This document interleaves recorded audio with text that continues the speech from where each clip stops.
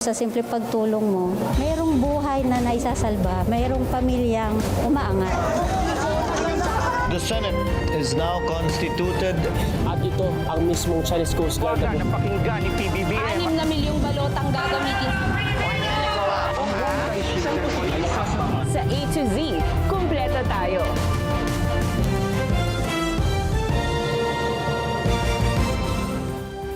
Luzon, Visayas, Mindanao at buong mundo. Ngayon ay Huwebes, July 2, 2026. Ako si Barbie Mulak at ito ang balitang A to Z. Yung putok ng baril, be! Mga mag-aaral sa bagong Silangan National High School sa Quezon City nabalot ng takot dahil sa inakalang banta sa seguridad. Iglesia ni Cristo, tinapos na ang kanilang rally sa ikatlong araw. Pangulong Marcos buwelta sa akusasyong selective justice sa kanyang administrasyon. Aso, walang awang kinaladkad ng dalawang lalaking nakamotor sa Sorsogon. PBBM, ipinagmalaki ang pag-angat ng Pilipinas sa upper middle income category ng World Bank. Sa kakaiba, marriage proposal isinagawa sa tuktok ng Empire State Building sa New York. At sa palakasan, Pinoy pole vaulter EJ Obiena nasungkit ang gintong medalya sa Austrian Open.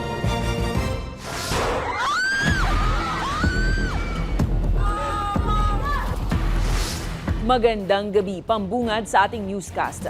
Nabalot ng takot ang isang paaralan sa Barangay Bagong Silangan sa Quezon City dahil sa malakas na tunog na inakala ng mga mag-aaral ay insidente ng karahasan. Agad namang rumisponde ang mga otoridad at dito na pag-alamang false alarm ang insidente.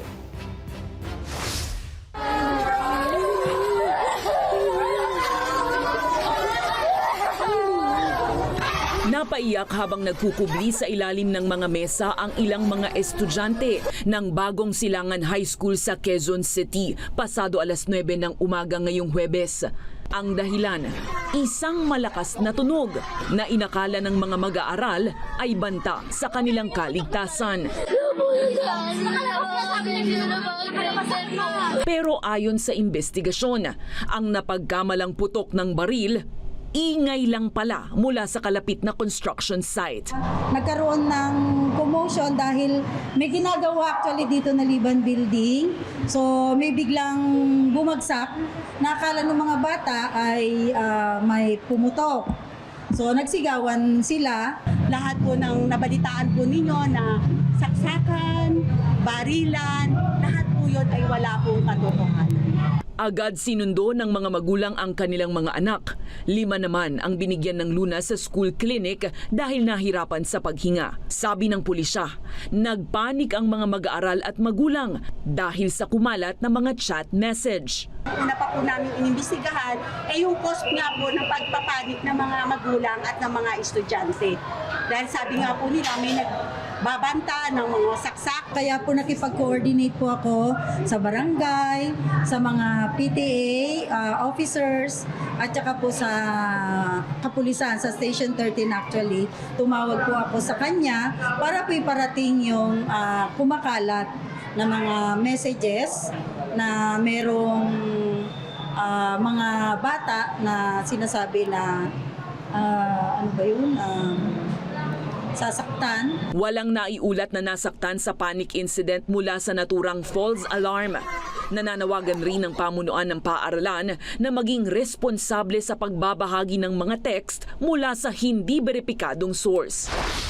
Samantala ngayong araw din, nabulabog ang Cebu Eastern College sa Cebu City. Ito'y matapos kumalat ang screenshot ng umano'y banta sa kanilang kaligtasan. Sa mga larawang ibinahagi ng lokal na pamahalaan, makikitang nagsilabasan ng campus ang mga mag-aaral at staff.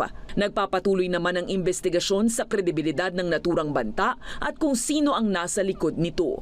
Ang dalawang insidente ang pinakabagong dagdag sa serye ng karahasan at pananakot sa mga paaralan, kasunod ng June 22 shooting sa Tacloban City na ikinasawi ng 3 mag-aaral.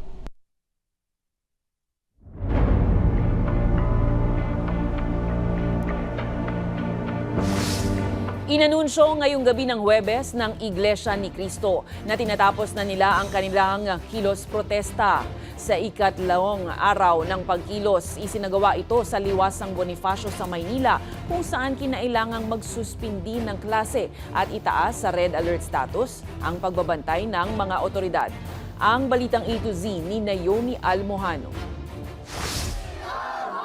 Para bigyang daan ang nagpapatuloy na protesta ng mga miyembro ng Iglesia ni Cristo, sinuspindi ni Manila Mayor Isko Moreno Domagoso ang klase sa lahat ng antas sa mga pampubliko at pribadong paaralan sa Maynila ngayong Huwebes, July 2. Isinara rin ang ilang mga kalsada at pinadaan sa ibang ruta ang mga motorista. Mula kasi sa People Power Monument sa EDSA, lumipat ang INC sa Liwasang Bonifacio sa Maynila para ituloy ang kanilang kilos protesta bilang suporta kay Senator Rodante Marcoleta.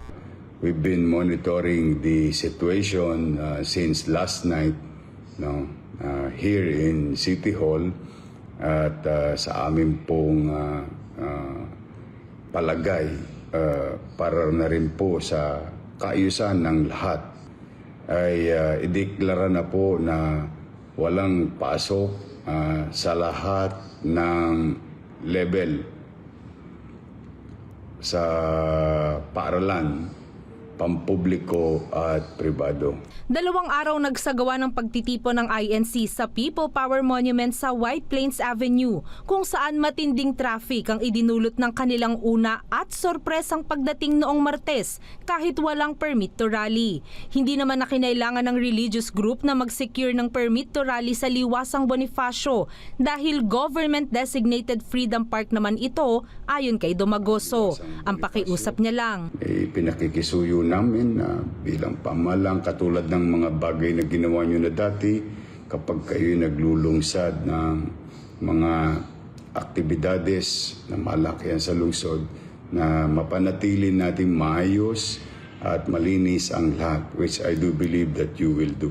Maigting ding binabantayan ng mga otoridad ang lugar para matiyak ang seguridad ng bawat rallyista. Nakataas sa red alert status ang Manila City Disaster Risk Reduction and Management Department para sa mabilis na pagresponde sakaling magkaroon ng insidente o emergency. Substantial number of personnel ang nakadeploy kasi activated naman ngayon yung ating Task Force Manila Shield. Kumpiyansa naman ang miyembrong si Romel na sa pagdaraos nila ng ika-3 araw ng kilos protesta, madidinig aniya ng pamahalaan ang kanilang panawagan. Patuloy po namin ipinaglalaban yung karapatan ng ating mga bansang Pilipino. Transparency. Naniniwala naman si Batangas 1st District Representative Leandro Leviste na magtatagal pa ang mga pagkilos na ito. Matunog ang salitang selective justice na nakikita nila na ang ilan ang sinasabing sasampahan ng kaso, ngunit ang iba naman ay hindi man lang pinaiimbestiga. Samantala,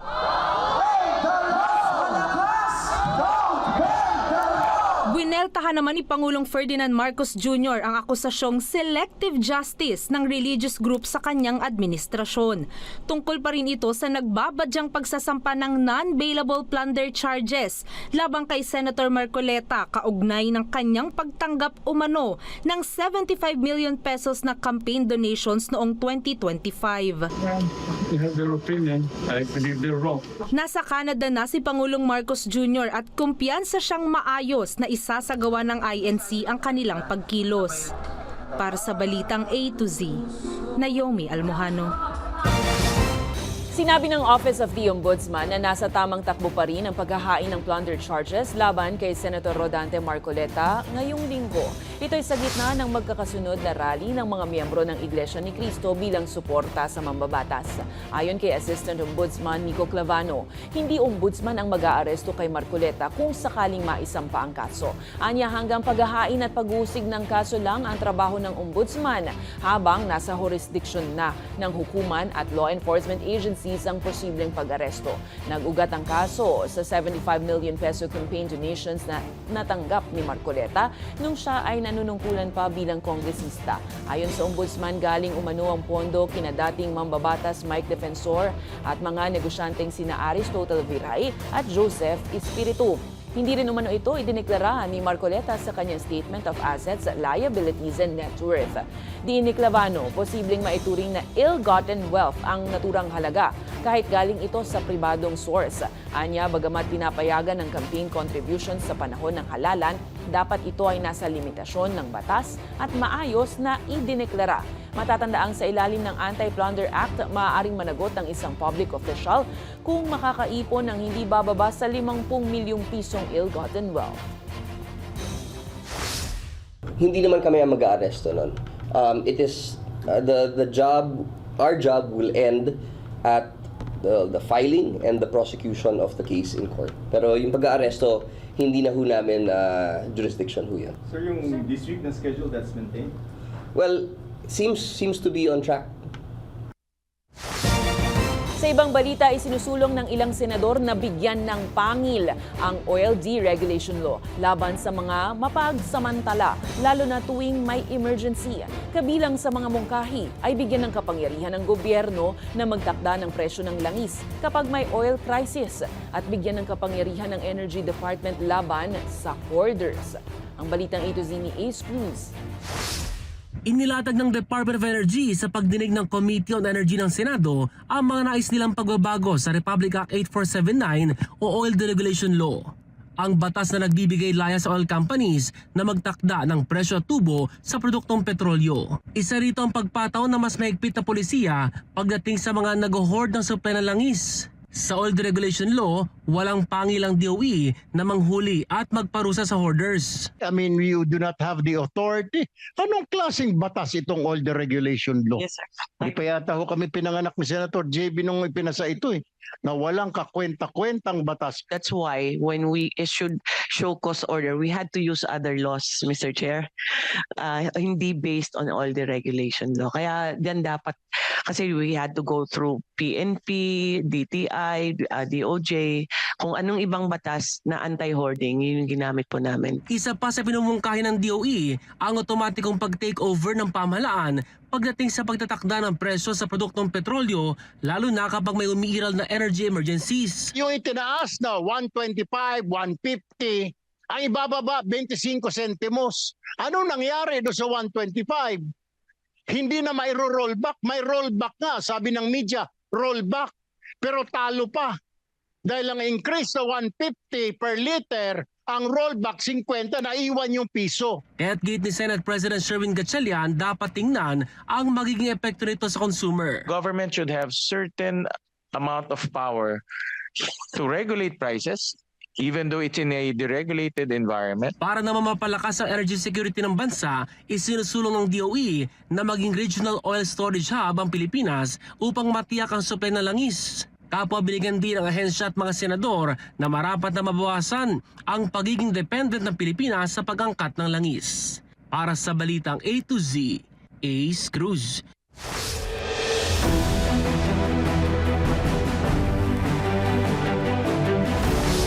Nasa Canada na si Pangulong Ferdinand Bongbong Marcos Jr. para sa 4 na araw na official visit.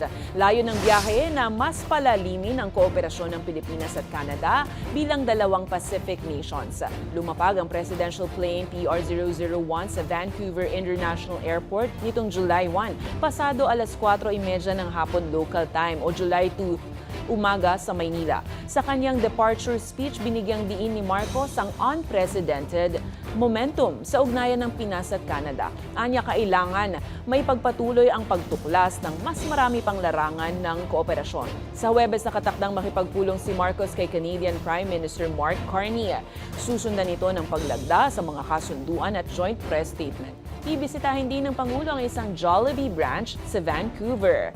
Habang sa Biyernes ng umaga, dadalo si Marcos sa sunod-sunod na business roundtable meetings at makikipagpulong sa Filipino community sa Canada.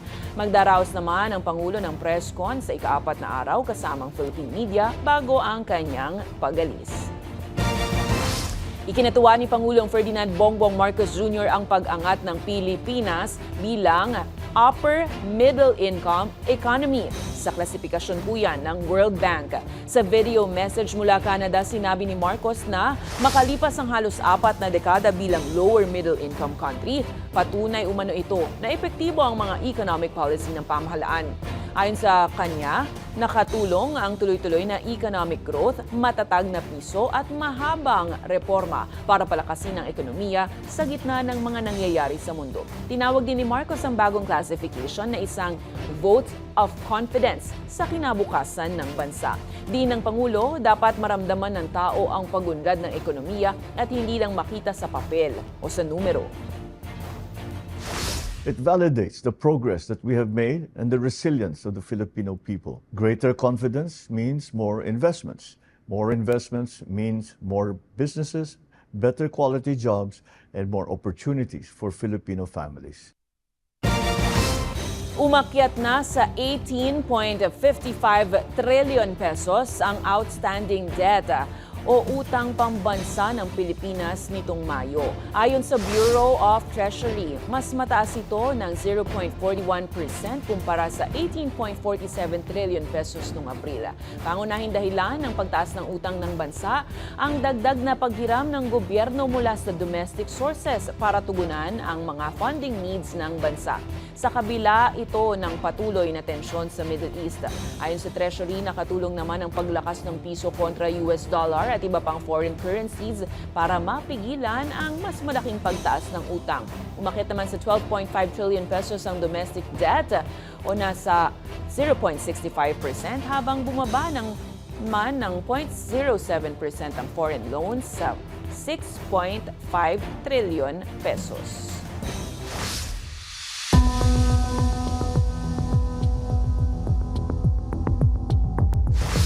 Gagamitin ang testimonya ng 8 sa mga nagpakilalang dating bodyguard ni ex-congressman Zaldico sa binubuong kaso ng Office of the Ombudsman laban kay dating House Speaker Martin Romualdez kaugnay ng flood control scandal. Inanunsyo ni Ombudsman spokesperson Miko Clavano na tanging ang 8 lang sa 18 tinaguriang Maleta Boys ang ikinukonsidera sa kaso dahil ang nalalabing bilang ay wala anyang first-hand o personal na kaalaman sa aktwal na delivery ng umano'y mali-maletang pera.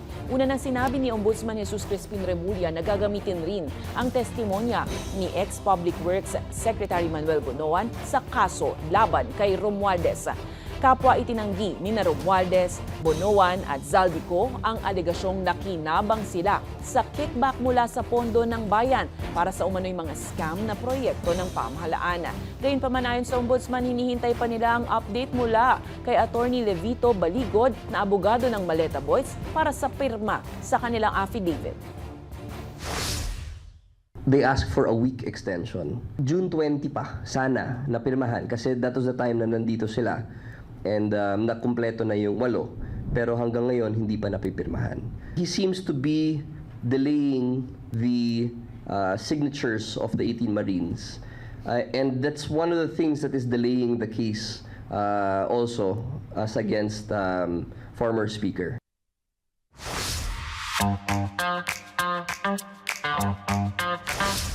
Kakaibang eksena po ito mga ka-A to Z. Viral ngayon sa social media ang Russian daredevil couple na sina Angela Nicolau at Ivan Bircos matapos ang isang mapanganib at death-defying marriage proposal.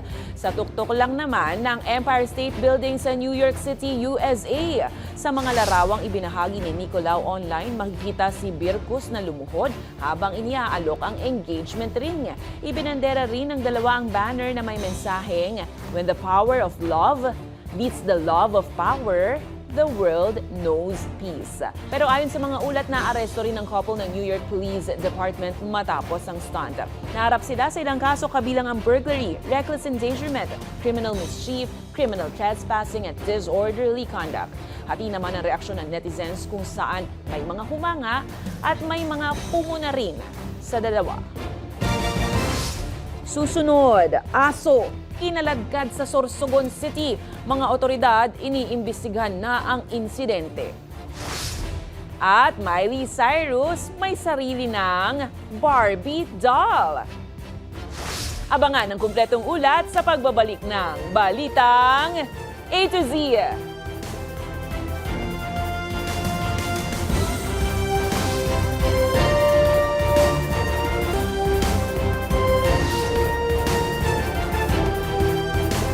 Pasintabi po sa sensitibong balita. Iniimbestigahan na ng mga otoridad ang insidente ng umano'y pang-aabuso sa isang aso sa Sorsogon City. Sa viral na video online na kuha noong Martes, June 30, makikita ang isang lalaking angkas sa motorsiklo habang hila-hila ang tali ng nakakabit sa collar ng aso. Sinita ng mga nakakita ang dalawang lalaki pero umano'y lasing ang mga ito. Kaya natakot at hindi na nakialam pa. Ikinababahala naman ito ng Sorsogon Animal Rescue and Adoption o SARA at Animal Protection and Welfare Society at formal nang ipinablotter ang insidente. Gayunpaman nilinaw ng SARA na hindi pa nila nalolocate ang mga taong sangkot sa insidente. Patuloy ang investigasyon, maging ang panawagan ng hustisya para sa inosenteng aso. Arestado ng pulisya ang isang itinuturing na high-value drug suspect sa Masumbong, Quezon City matapos ang entrapment operation. Na-recover ng mga otoridad ang tinatayang mahigit 400,000 pesos na halaga ng droga. Ang balitang A to Z ni Kim Salinas. Kalaboso ang isang 43 anyos na lalaki sa barangay Masambong, Quezon City noong June 29. Ito'y matapos ang entrapment operation na ikinasa ng pulisya kung saan nagpanggap ang ilang operatiba na bibili ng halagang 20,000 pesos na illegal na droga. Malaking tulak ito dito sa area ng station to. So mostly ang mga parokyano niya is coming from barangay Masambong, barangay Apolonio, at nearby barangays dito sa Masambong. Kinilala ang suspect na si alias Junicio habang ang kanyang kasabwat ay subject ng follow-up operation. Nakumpiska sa suspect ang hindi bababa sa 65 grams ng shabu na nagkakahalaga ng 442,000 pesos, cellphone at marked money. Nang tanungin ng Balitang A to Z ang suspect tungkol sa mga aligasyon laban sa kanya, kaya po nang sinasabi nila na ako ang high value na sinasabi nila, hindi totoo yun. Simpleng tao lang ako, sir. Ayon sa hepe ng Masambong PNP, 3 sa 15 barangay sa kanyang nasasakupan ang hindi pa drug clear. Kababayan natin dito na magsumbong kung sino yung nakakaistorbo, kung sino yung nakakagulo sa kanilang barangay, lalong-lalo na yung pagbibenta ng illegal na droga sa lugar nila. Na-inquest na nitong Miyerkules ang suspect sa Quezon City Regional Trial Court at sinampahan ng kasong paglabag sa Comprehensive Dangerous Drugs Act of 2002. Para sa Balitang A to Z, Kim Salinas. Arestado ng Bureau of Immigration ang isang puganteng South Korean national na umano'y sangkot sa multi-million telecommunications fraud scheme. Kinilala ng immigration ng suspect na si Park Jun-hyun, 44 anyos at naaresto gabi ng June 28 sa MacArthur Highway, Barangay Balibago, Angeles City, Pampanga. Isinagawa ang operasyon ng BI Fugitive Search Unit sa tulong ng South Korean authorities, CIDG-NCR at Department of Justice. Ayon sa immigration, may Interpol red notice laban kay Park na inilabas noong May 7, kasunod ng warrant of arrest mula Busan District Court sa South Korea. Inaakusahan si Park ng fraud, kaugnay ng umano'y no-show scam kung saan nagpapanggap siya bilang negosyanteng magbabayad o magre-reimburse ng mga produktong ipinabibili sa mga biktima. Ayon sa Korean authorities, 7 biktima ang naloko sa 24 fraudulent transactions na umabot sa halagang 170 million Korean won ang nalugi. Lumabas din sa records na huling pumasok si Park sa bansa December 12, 2025 bilang temporary visitor at nag-overstay matapos mag-expire ang kanyang authorized stay noong June 9.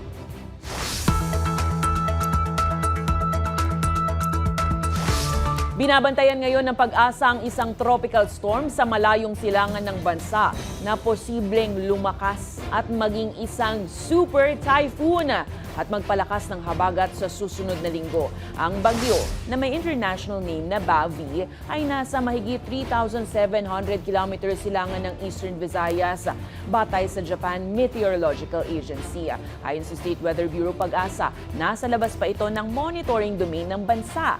Pero posibleng pumasok sa Philippine Area of Responsibility sa kalagitnaan ng susunod na linggo. Papangalanan itong Inday sakaling pumasok na ng PAR. Batay sa forecast, posibleng hindi ito tumama sa lupa at dumaan lang sa Northern Philippine Sea. Pero paglilinaw ng Pag-asa, mataas pa rin ang uncertainty sa magiging galaw nito. Gayunpaman, maaari rin ito magdulot ng malalakas na ulan dahil sa paghila o pagpapalakas ng habagat. Inaasahan ng malalakas na ulan, pagbaha at posibleng landslide sa kanlurang bahagi ng bansa mula kalagitnaan ng susunod na linggo hanggang weekend. Sa ngayon, patuloy namang magdudulot ng kalat na pag-uulan ang habagat sa Palawan at Mindoro, maging sa Metro Manila at nalalabing bahagi ng bansa. Sa ibang balita, iniimbestigahan na ng Philippine Coast Guard ang hinihinalang rocket debris mula China na natagpuan sa karagatan ng Bisukay Island sa Puyo, Palawan. Ayon kay PCG spokesperson Commodore Noemi Cayabyab, nadiskubre ang lumulutang na debris nitong Miyerkules, July 1. Patuloy ang verification at koordinasyon ng Coast Guard sa iba pang ahensya at wala pang opisyal na konklusyon sa pinagmulan ng debris. Nagsagawa na rin ng search operations ng PCG sa mga kalapit na karagatan para tingnan kung may kaugnayan ba o kaugnay pang ibang debris sa lugar. Pinag-iingat naman ang mga mangingisda at residente na huwag hawakan o lapitan ang anumang kahina-hinalang foreign object, lalo't posibleng may nalalabing kemikal o residue ang mga naturang material. Nagsagawa na rin po ang Philippine Coast Guard ng ating surface search operation sa ating mga karatig na katubigan upang matukoy din po kung meron pa ba itong kaugnayan, itong debris sa mga impormasyon na ating pong natatanggap. Ang ating pong paalala sa ating pong mga kababayan, particularly itong ating mga mangingisda at residente po na itong komunidad. At wag po muna nating hahawakan o wag po tayong lalapit dahil posible po ito may mga chemical o may mga residue pa po.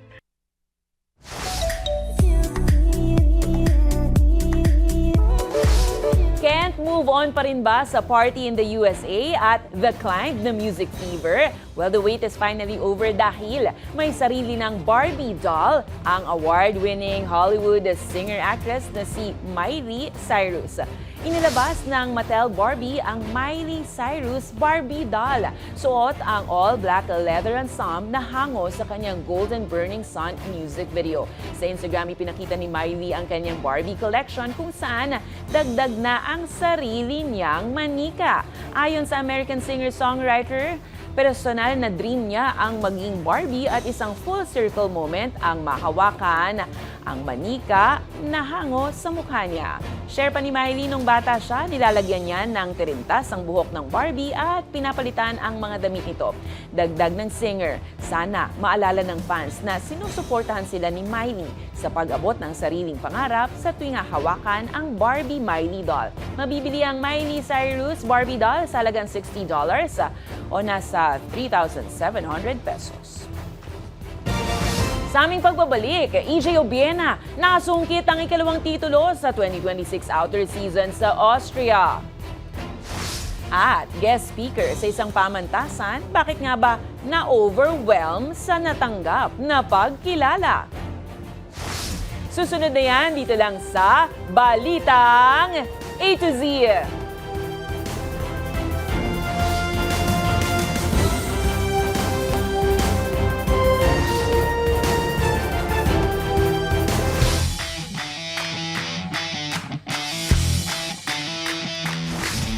Nasungkit ni Filipino Olympian EJ Obiena ang kanyang ikalawang titulo sa 2026 outer season. Ilang araw lang matapos maghari rin si Obiena sa Poland.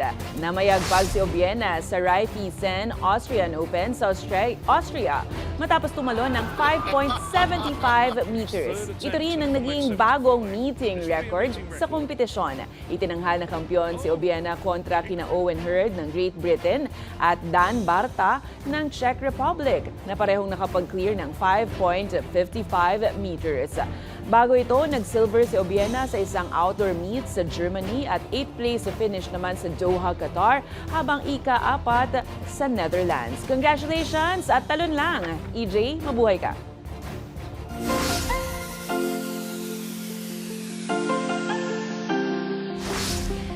Sa tuwing pagtatapos ng isang event, nakagawian na ang pagpresenta ng token o Certificate of Appreciation sa mga naging panauhing pandangal. Gaya nga ng guest speaker sa isang seminar ng pamantasan ng lungsod ng Valenzuela. Tingnan nga natin kung gaano nga ba kalaki ang pasasalamat nila sa kanya. To present the certificate.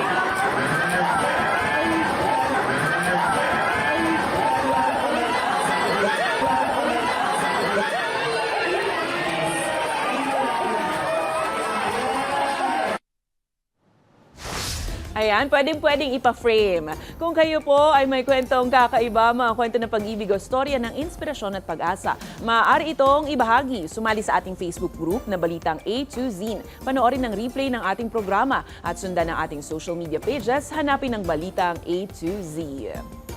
Ang ating pabaong quote of the night ngayong Webes ay mula sa human rights advocate na si Desmond Tutu. Ang sabi niya, kapag ginamit ang relihiyon para palakasin ang kapangyarihang politikal, parehong nasisira ang relihiyon at ang politika. At yan ang mga balita at impormasyon, mga kwentong may dalang inspirasyon na tinutukan ng Balitang A to Z. Ako si Barbie Mulak, maging maalam, makialam. Magandang gabi sa'yo, Pilipinas.